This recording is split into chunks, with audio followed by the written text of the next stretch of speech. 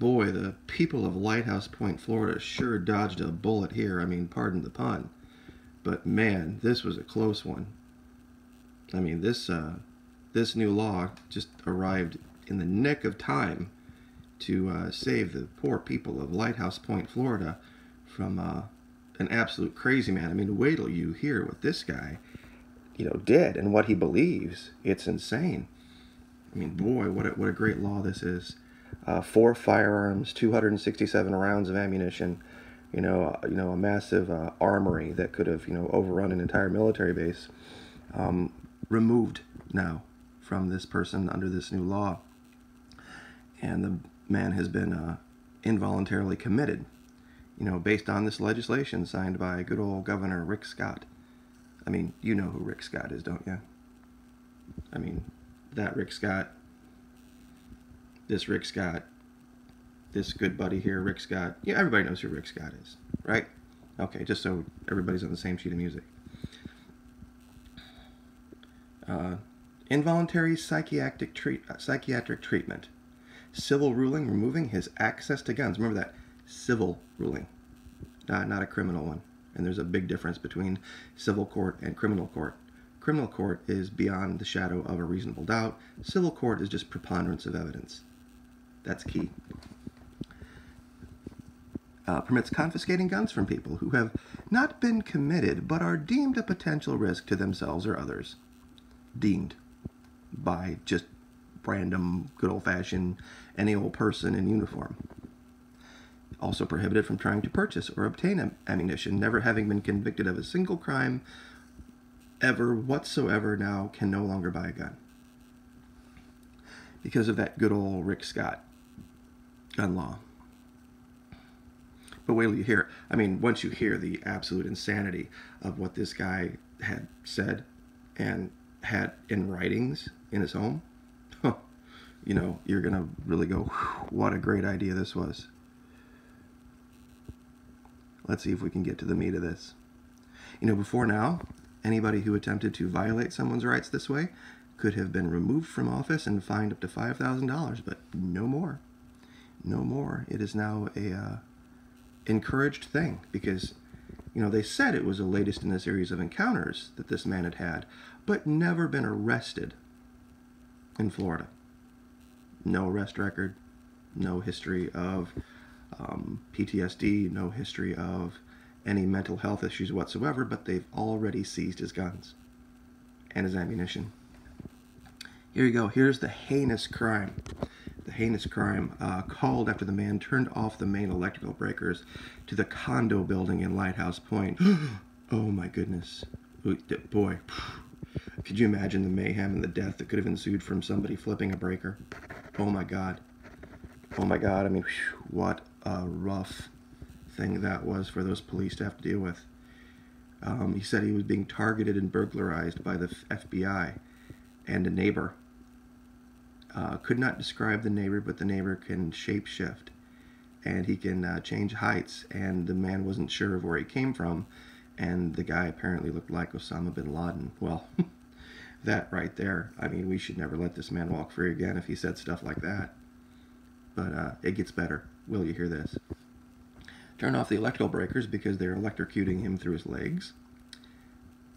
Here you go. Saw weapons in his home, and they were called to check on his welfare. They also found evidence he had a voluminous amount of notes containing numerous references to former President Barack Obama, that he was killed in the 1980s, but came back and now murders children to place their spirits into his head, is a member of Al-Qaeda and the man's enemy, the judge wrote in his order. Imagine that. This guy had materials in his house that stated that somebody died and came back to life, and that after this, that a spirit was dwelling inside him. Imagine the craziness of that. I mean, that is just insane to believe that someone could die and someone could just rise from the dead, like a zombie, and then there could be a spirit living inside of somebody. No, thank God that they actually took someone like this and they put them involuntarily in a nut ward, took away their rights to have weapons indefinitely. I mean, boy. But of course, we should listen to this, in its own entirety, because I think it's important to understand where this comes from. Orders.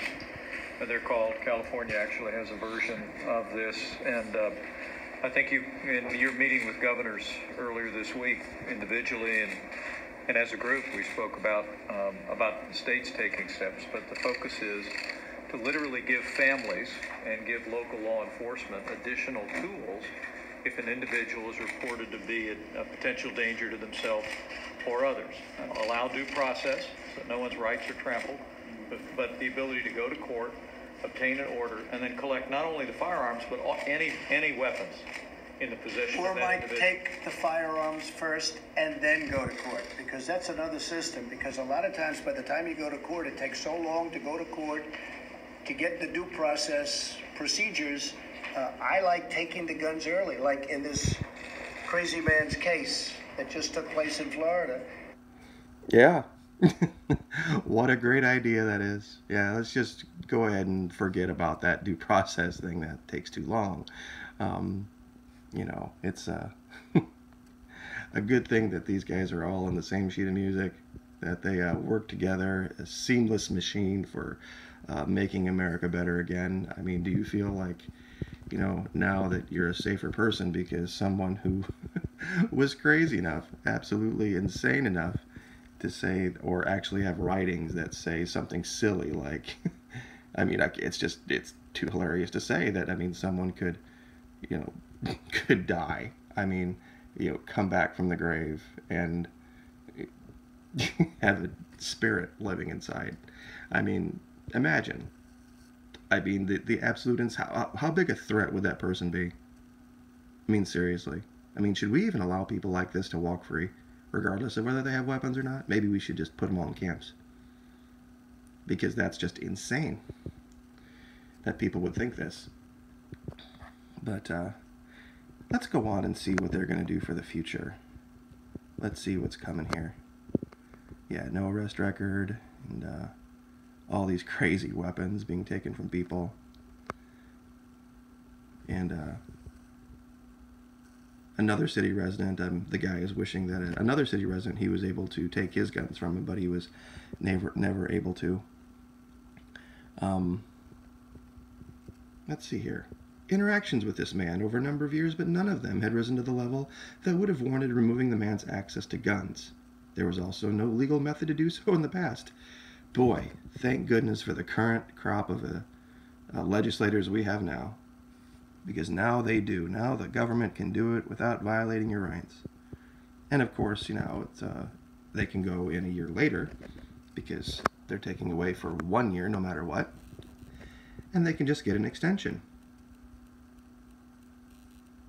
And they're talking about here, we had to go through a significant process. Really? What process was that? Was it due process? No. Clearly not due process. We're not in the business of going out and violating people's Second Amendment rights. And of course that's what they're going to say. Of course that's what they're going to say. The whole conversation we're having in the month since Parkland completely changed because the person who was charged with committing that crime certainly should have never had a gun. Law-abiding, sane people should have their gun rights, and those who don't have the mental capacity should have guns. Now remember something, folks. They have now just established for you what sane is. Sane people don't believe that people die and that people rise from the dead and that people have this silly idea of a spirit living inside of them. That's completely insane. If you have any writings in your possession that state such a crazy thing, you probably should get rid of them. Because if they come into your house and they find books that say stuff like this, you're more than likely going to lose your right to have your gun. What a bullet we dodged in Lighthouse Point, Florida. Really. mean, good job to those two guys. They've really made America a lot better again. Like, share, subscribe.